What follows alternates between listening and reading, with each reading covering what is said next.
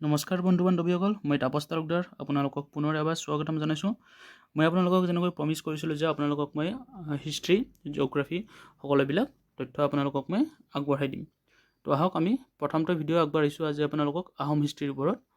আজি মই আহোম হিষ্ট্ৰীৰ ওপৰত আপোনালোকক 10টি কুৱেশ্যন সুধিম। 10টি কুৱেশ্যনত 9টা কুৱেশ্যন মই এনচাৰ দি দিম। এটা আপোনালোকে শেষৰ কুৱেশ্যনটো আপোনালোকে মোক কমেণ্ট কৰি জনাব, ঠিক আছে? ওকে, তো ষ্টাৰ্ট কৰোঁ আমি ভিডিঅ'টো বলক। So first question, the Ahoms enters through which range? আহোমসকল কোনখন পৰ্বত পাৰ হৈ আহিছিল? ঠিক আছে, ইয়াত কুৱেশ্যন আছে পৰ্বত, অ'কে, বা ৰেঞ্জ। আমি জানিব লাগিব যে কোনখন পৰ্বতৰে পাৰ হৈ আহিছিল, ঠিক আছে? তো আহোমসকল কোনখন পৰ্বতৰে আহিছিলে? পাটকাই পৰ্বতৰে, ঠিক আছে? পাটকাই পৰ্বত বা পাটকাই কি ৰেঞ্জ, অ'কে। চ' কুৱেশ্যনত থাকিব পাৰে যে কোনখন পৰ্বতৰ কোনটো পথেৰে আহিছিলে, অ'কে? কোনটো পথেৰে আহিছিল সেইটোও আহিব পাৰে। পথ বুলি ক'লে পথ মানে পাছ, অ'কে? পাছ, PASS, পাছ। পথ মানে কি ৰাস্তা, কোনটো ৰাস্তাৰে আহিছিলে আপোনালোকক সুধিব পাৰে। এনচাৰ হ'ব পংচু পাছ, পংচু পাছ, ঠিক আছে? পংচু ৰাস্তাটোৰে আহিছিলে, ঠিক আছে? এইটো ধৰক পৰ্বতখন, এই পৰ্বতখনত কি বহুতকেইটা ৰাস্তা থাকিব পাৰে। এই এটা ৰাস্তা এইফালে থাকিব পাৰে এনেকৈ, আৰু এই গোটেইখন হ'ল কি পৰ্বত। চ' কোনখন পৰ্বতেৰে আহিছিলে? পাটকাই পৰ্বত। আৰু কি ৰেঞ্জেৰে আহিছিলে? কি পাছেৰে আহিছিলে? পংচু পাছ। ৰেঞ্জ হ'ব আপোনালোকৰ পাটকাই ৰেঞ্জ হ'ব, আৰু পাছটো কি হ'ব? পাছটো হ'ব আপোনালোকৰ পংচু পাছ, PANGSHU, পংচু পাছ, ঠিক আছে? চ' বলক ছেকেণ্ড কুৱেশ্যনটোলৈ আগবাঢ়ি যাওঁ। তো 2 নম্বৰ কুৱেশ্যনটো আছে যে the Ahom came from which পাছ। এইটো মই আপোনালোকক অলপ আগতে ক'লোঁ যে আহোমসকল কোনটো পথেৰে আহিছিলে? কি পাছ? পংচু পাছ, ঠিক আছে? পংচু পাছ। বলক নেক্সট কুৱেশ্যনলৈ যাওঁ। Question number 3, what was the first capital of Ahom kingdom? Ahom সাম্ৰাজ্যৰ প্ৰথম ৰাজধানী কি আছিল? তো আহোম সাম্ৰাজ্যৰ প্ৰথম ৰাজধানী কি আছিল? আমাক সুধিছে, এইটো কি লিখিব লাগিব আমি? এইটো হ'ব আমাৰ চৰাইদেউ, ঠিক আছে? চৰাইদেউ। তো আহোমসকলৰ প্ৰথম ৰাজধানী আছিলে চৰাইদেউ। দ্বিতীয় ৰাজধানী আছিলে চাৰগুৱা, ঠিক আছে? এইখন প্ৰথম চাৰগুৱা, দ্বিতীয়, ঠিক আছে? 3 নম্বৰ গড়গাঁও, 4 নম্বৰ যি ইয়াত অপশ্যনত নাই, 4 নম্বৰটো হ'ব আপোনালোকৰ ৰংপুৰ, 5 নম্বৰ যোৰহাট। এই যোৰহাটখনেই আপোনালোকৰ কি আমাৰ অসমৰ যি আমাৰ আহোম ৰাজ্য আছিলে, এই আহোম সাম্ৰাজ্যৰ অসমৰ শেষ ৰাজধানী আছিলে যোৰহাট। প্ৰথম ৰাজধানী আছিলে চৰাইদেউ। ইমানবিলাক নুসুধে, প্ৰথমটো সুধিব আৰু শেষৰটো সুধিব। প্ৰথমটো চৰাইদেউ আৰু 5 নম্বৰখন আছিলে যোৰহাট। সমুদায় আপোনালোকৰ কি আহোম সাম্ৰাজ্যৰ মুঠ ৰাজধানী কেইখন আছিলে? 5খন আছিলে। মুঠ ৰাজধানী 5খন আছিলে, এইটো মনত ৰাখিব। তো বলক 3 নম্বৰ কুৱেশ্যনলৈ আগবাঢ়ি যাওঁ। 4 নম্বৰ কুৱেশ্যন কি? অসমত বুৰঞ্জী লিখা প্ৰথা কোনে আৰম্ভ কৰিছিলে? অসমত কোনে প্ৰথম বুৰঞ্জী লিখিছিলে? আহোমসকলে। আহোমসকলে যেতিয়া আহে আমাৰ অসমত, যেতিয়া ভৰি দিছিলে 1228 খ্ৰীষ্টাব্দত, তেতিয়াৰ পৰাই চুকাফাই কি কৰিছিলে? আহোমসকলে চুকাফাৰ নেতৃত্বত বুৰঞ্জী লিখা প্ৰথা আৰম্ভ কৰিছিলে। তাৰ আগতে কিন্তু অসমত বুৰঞ্জী লিখা প্ৰথা নাছিল।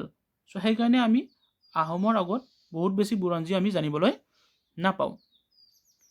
বলক নেক্সট কুৱেশ্যনলৈ আগবাঢ়ি যাওঁ। তো কুৱেশ্যন নম্বৰ 5, আহোম যুগত ব্ৰহ্মপুত্ৰৰ নাম কি আছিলে? What was the name of Brahmaputra during the Ahom kingdom? আহোমসকলে যেতিয়া আমাৰ অসমখন কি নেতৃত্ব কৰি আছিলে, তেতিয়া কি আছিলে ব্ৰহ্মপুত্ৰৰ নামটি? তেতিয়া টি লাও আছিলে। তেতিয়া কিন্তু ব্ৰহ্মপুত্ৰ বুলি কোৱা নাছিল, তেতিয়া কৈছিলে টি লাও। Question number 6. In which year Chukapha came to Assam? কিমান চনত চুকাফাই অসম আহিছিল? কিমান চনত আহিছিলে? 1228 খ্ৰীষ্টাব্দত। চুকাফাই 1228 খ্ৰীষ্টাব্দত আহি পাইছিল। কিন্তু 1228 খ্ৰীষ্টাব্দতে কিন্তু তেওঁ কি তেখেতৰ নিজৰ ঠাইৰ পৰা অহা নাছিলে। তেওঁ 1215 খ্ৰীষ্টাব্দতে কি দক্ষিণ চীনৰ পৰা 1215 খ্ৰীষ্টাব্দতে আহিছিলে। তেওঁৰ মুঠতে 13 বছৰ লাগিছিলে। সেইকাৰণে 1228 খ্ৰীষ্টাব্দতহে তেওঁ আমাৰ অসম আহি পাইছিলে। এই গোটেইকেইটা অপশ্যনে আপোনালোকৰ ইম্পৰ্টেণ্ট আছে। এই কুৱেশ্যন কেইটাৰ মই কৈ আছোঁ কি কি ইম্পৰ্টেঞ্চ আছে। 1215 খ্ৰীষ্টাব্দত চুকাফাই তেখেতৰ নিজৰ ঠাই এৰি পেলাই আমাৰ অসমলৈ আগবাঢ়ি আহিছিলে। 1253 খ্ৰীষ্টাব্দত কি তেখেতে প্ৰথম ৰাজধানী পাতিছিলে ক'ত? চৰাইদেউত তেখেতে প্ৰথম ৰাজধানী পাতিছিলে। 1228 খ্ৰীষ্টাব্দত তেখেতে অসম আহি পাইছিল আৰু 1268 খ্ৰীষ্টাব্দত 1268 চনত তেখেতৰ মৃত্যু হৈছিলে। এই গোটেইকেইটা চোন ইম্পৰ্টেণ্ট হয়। কোনটো পৰীক্ষাত আহে একো ঠিক নাই। চ' গোটেইকেইটা অপশ্যন জানি থোৱাটো ভাল। 7 নম্বৰ কুৱেশ্যন, চুকাফাৰ মৃত্যু কিমান চনত হৈছিলে? এইটো কিমান চনত? অলপ আগতে ক'লোঁ 1268 খ্ৰীষ্টাব্দত। 8 নম্বৰ কুৱেশ্যন, কি Sukaphaa called Assam by what name? চুকাফাই অসমক কি নামেৰে মাতিছিল? চুকাফাই অসমক কি মুং দুন খাম নামেৰে মাতিছিল। মানে কি সোণেৰে ভৰা বাগিচা। তেওঁ অসমখনক বৰ ভাল পাইছিল। সেইকাৰণে তেখেতে সোণেৰে অসমখনক তুলনা কৰিছিলে। তেখেতে অসমক ইমানে ভাল পাইছিল। কুৱেশ্যন নম্বৰ 9, বামুণী কোঁৱৰ বুলি কাক জনা গৈছিলে? হু ৱাজ ন'ন এজ বামুণী কোঁৱৰ? বামুণী কোঁৱৰ বুলি কাক জনা গৈছিলে? অপশ্যন নম্বৰ এ চুকাফা নহয়, অপশ্যন নম্বৰ বি ৰুদ্ৰসিংহ নহয়, অপশ্যন নম্বৰ চি চুডাংফা। এইটো কুৱেশ্যনৰ এনচাৰ হয় প্ৰতাপসিংহ নহয়। তো চুডাংফাক আমি কি বুলি জানো? বামুণী কোঁৱৰ বুলি জানো। কিয় জানো? কাৰণ চুডাংফায়ে তেখেতে সৰুকাল ক'ত অতিবাহিত কৰিছিলে? এজন ব্ৰাহ্মণৰ ঘৰত। তো ব্ৰাহ্মণ পৰিয়াল এটাত কি কৰিছিলে? ডাঙৰ দীঘল হৈছিলে। চ' সেইকাৰণে চুডাংফাক বামুণী কোঁৱৰ বুলিও জনা যায়। চ' শেষৰ কুৱেশ্যনটোলৈ আহিছিলোঁ আৰু এই কুৱেশ্যনটোৰ এনচাৰটো মই বিচাৰোঁ আপোনালোকৰ পৰা কমেণ্টত বিচাৰোঁ।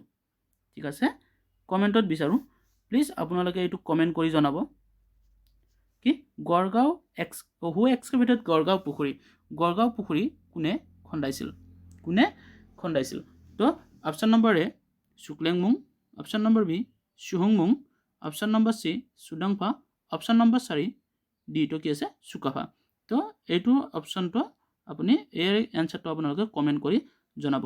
মই আপোনালোকক অনুগ্ৰহ কৰিছোঁ যে এইটো কমেণ্ট কৰি জনাব। আপোনালোকে মোক হেল্প কৰক, আপোনালোকে মোক সঁহাৰি দিয়ক, ছাবস্ক্ৰাইব কৰক, চেনেলটো লাইক কৰিব।